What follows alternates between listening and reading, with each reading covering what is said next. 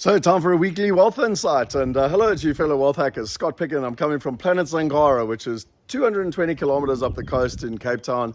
It's a magnificent, it's actually a natural heritage site behind me here.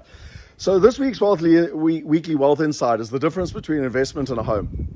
So, something I learned many years ago is that a lot of people think their home is an asset, where it's really not. An asset is something that's putting money into your pocket, not taking money out of your pocket. So it's a very simple equation. Like if it's putting money into your pocket, then it's an asset. If it's taking money out of your pocket, then it's not an asset.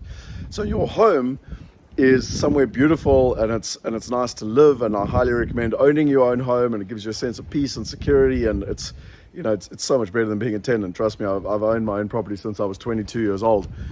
However, saying all of that, it's not a good investment. And you've got to see it differently. Like when I look at my boat, like I don't sit there, and I always joke with people if I'm live on stage, I can sit there and I can chant as many times as I want, this is a good investment, this is a good investment, this is a good investment. It's not, it's a lie. It's not a good investment. It really is not a good investment. It just eats money. And ironically, a home is exactly the same. So what you do is you buy yourself a beautiful home, you buy yourself something you can afford, but you see it like a boat. It's a lifestyle, it's a choice, it's something that you're doing to empower your life, but it's not an investment. When you look at an investment, you shouldn't get involved in emotion. You should purely get involved in the fundamentals. You should get the right information. You should get the right partners.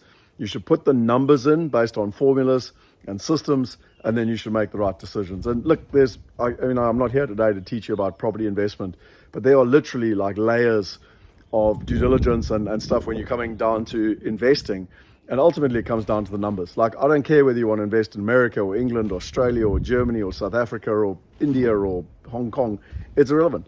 The emotion should come off the table. And that's why we got our GID system, the Global Investment Due Diligence System. I wrote the book 10 years ago, Property Going Global, on how to choose, and I analyzed 16 countries around the world. And that was all residential property. Well, the exciting thing is we now upgraded it, and click on the link below.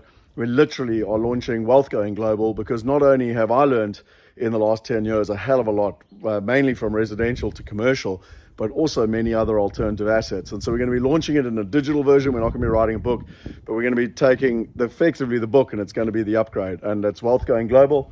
Click on the link below. Highly recommend that you come along and learn, because there's a fundamental difference between a home and an investment. But once you've understood that, then how do you make the right investments? And that's the whole purpose of Wealth Going Global.